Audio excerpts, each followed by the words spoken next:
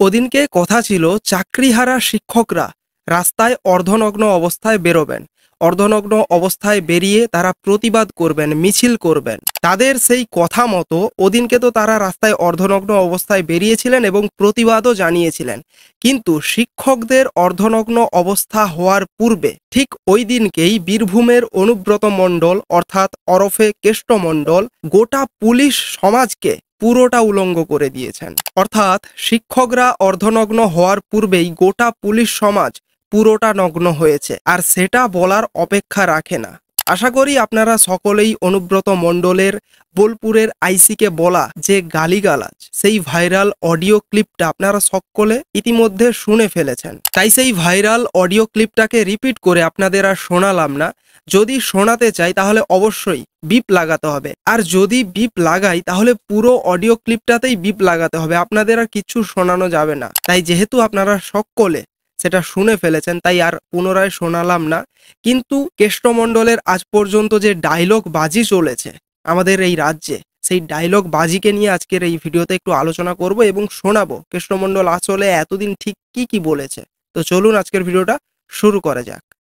आइए देखते हैं, मजा आएगा। তার পার্টি বাড়িতে হুমকি দেয়, তার বাড়িটা ভেঙে চালিয়ে দে, তার বাড়িটা ভেঙে চালিয়ে দে।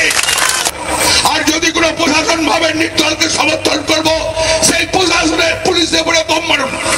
আমি শুনতে পেলেন তো অনুব্রত মণ্ডল ঠিক কি বললেন? তিনি বলছেন যে প্রশাসন কোনো নির্দল দলকে সমর্থন করবে, আমি বলছি সেই প্রশাসনের ওপর বোম মারুন। হ্যাঁ, আমি বলছি সেই প্রশাসনের ওপর বোম মারুন। আমাদের এই ভিডিওর মধ্য দিয়ে আজকে জাস্ট একটাই প্রশ্ন থাকবে যে অনুব্রত মণ্ডল এতদিন ধরে এই সমস্ত কথাগুলো বলার পরেও কেন রাজ্য সরকার কিংবা তার দল তার ওপর কোনো অ্যাকশন নেয়নি? এখনো পর্যন্ত তার ওপর কোনো অ্যাকশন নেওয়া হয়নি ওই অডিও ক্লিপটা ভাইরাল হওয়ার পরেও।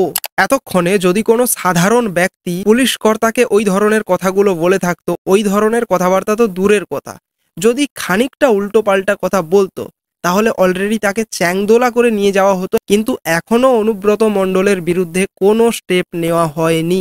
আমরা এই ধরনের কাজ করব, বাড়ি থেকে বেরোতে দেব না, কিছু করে নেবেন, সাবধান। এই ভিডিও ক্লিপটা থেকে একটা কথা তো একদম ক্লিয়ার যে অনুব্রত মণ্ডল কেবলমাত্র সেখানকার পুলিশ, সেখানকার প্রশাসনকে শাসাতো তা নয়, সেই সঙ্গে তিনি সেখানকার যারা বিরোধী দল ছিলেন, বিরোধী দলের নেতা নেত্রীরা ছিলেন, এমনকি বিরোধী দলের যারা কার্যকর্তারা ছিলেন তাদেরকেও ঠিক এইভাবে শাসাতেন, যাতে করে তারা কেবলমাত্র একটা পার্টিকেই ভোট দেয় অথবা ভোট দিতে না বেরোয়। আমরা এই ধরনের কাজ করব, বাড়ি থেকে বেরোতে দেব না, আপনারাই একটু কমেন্ট করে জানাবেন তো এটাকেই কি গণতন্ত্র বলে? সেই সঙ্গে আরেকটা কথা, একটু ভেবে দেখুন তো বীরভূমে আজ পর্যন্ত ঠিক কোন প্রকারের ভোটটা করানো হয়েছে, ঠিক কি ধরনের ভোটটা হয়েছে?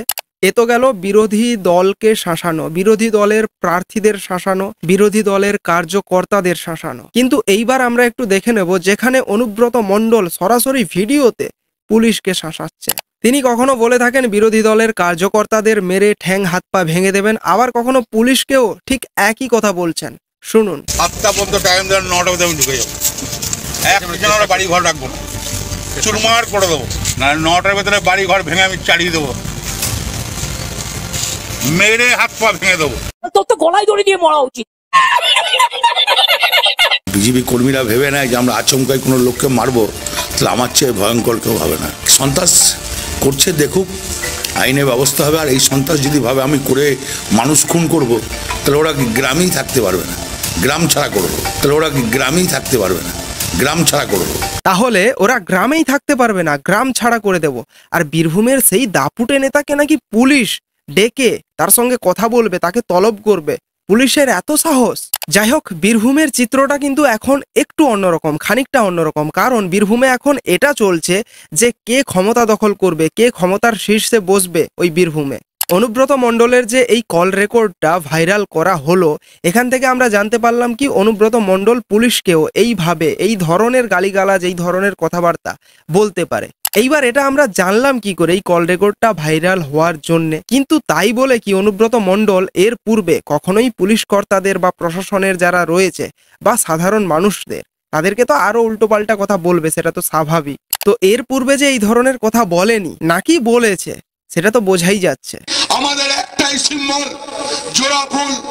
কোন নির্দল প্রার্থীকে ভোট দেবেন না, আর যদি কোন নির্দল প্রার্থী বাড়িতে হুমকি দেয় তার বাড়িটা ভেঙে চালিয়ে দেয়। এগুলো প্রশাসন ভাবে নির্দলকে সমর্থন করব, সেই প্রশাসনের পুলিশের উপরে বোম মারব। আমি বলছি তুমি যদি মাস্তান হও, আমি ডন। লোকটার যদি মিনিমাম লাজ লজ্জা বলে কিছু থাকে, দূর হয়ে যাক বাংলা থেকে।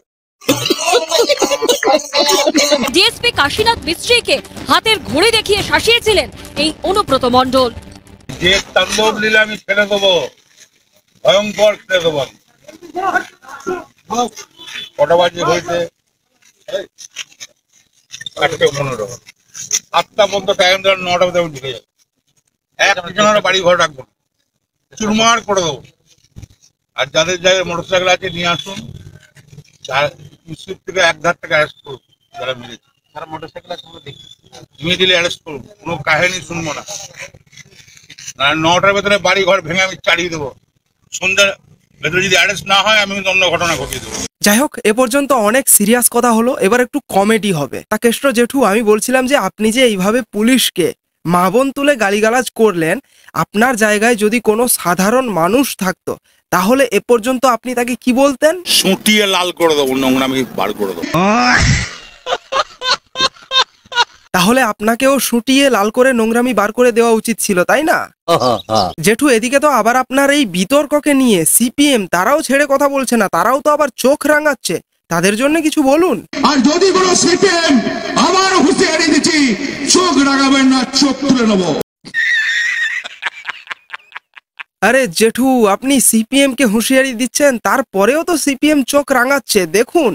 আমি কতগুলো কথা বলি, দেখুন আপনারা যে অনুব্রত মণ্ডলের সাথে আইসি কনভারসেশনটা চালাচ্ছেন, এটা একটা মানে বৃথা চেষ্টা। কারণ আপনারা একটা দায়িত্বশীল চ্যানেল হিসেবে পারবেন না সেই কনভারসেশনটাকে ঠিকমতো করে ব্রডকাস্ট করতে, স্বাভাবিক কারণে পারা উচিত নয়।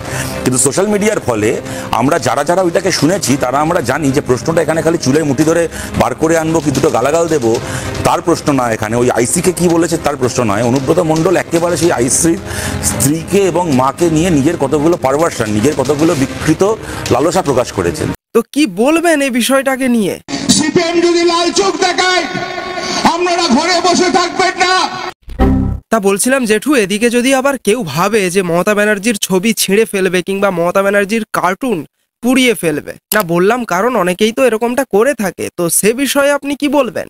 যদি কেউ ভাবেন যে মমতা ব্যানার্জির ছবি ছেড়ে দেবো, মমতা ব্যানার্জির কার্টুন পুড়িয়ে দেবো, তার কবজিটা কেটে নেবো। ধান উঠে গেছে, আবার ধান লাগিয়েছেন। ইংরেজ বাচ্চাগুলো কিন্তু আমার বেরোবার চেষ্টা করছে।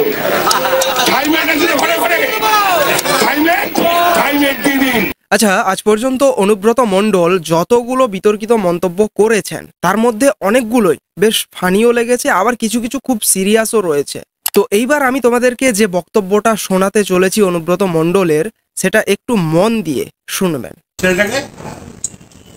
ওকে অ্যারেস্ট করে দে। ওই যে মেয়েটা কি নাম, ওই আগে সেই মোটা করে মেয়েটা একটা কাপড়ের দোকান আছে, ও বিজেপি করে অ্যারেস্ট করে দে, গাঁজা কেসে দেয়। তাহলে বুঝতে পারছেন তো বীরভূমের রাজনীতিটা ঠিক কিভাবে চলতো। 2018 সালের পঞ্চায়েত ভোটে বীরভূমে বিরোধীদের দমিয়ে রাখার অভিযোগ উঠেছিল। তা নিয়ে মুক্ত গণতন্ত্র নামক কবিতায় শঙ্খ ঘোষ লেখেন, যথার্থ এই বীরভূমে উত্তাল ঢেউ পেরিয়ে এসে পেয়েছি শেষ তীরভূমি। দেখ খুলে তোর 3 নয়ন, রাস্তা জুড়ে খড়গ হাতে দাঁড়িয়ে আছে উন্নয়ন। এক কবি আছে, কবি আমরা জানতাম রবীন্দ্রনাথ কবি, আমরা জানি নজরুল কবি। উনি নাকি বলছেন আমাকে রাস্তায় উন্নয়ন দাঁড়িয়ে আছে, আমি এখনো বলছি রাস্তায় উন্নয়ন দাঁড়িয়ে আছে। তোমার মিথ্যাবাদী কবি আমি নয়। উন্নয়ন কি রাস্তায় দাঁড়িয়ে নাই?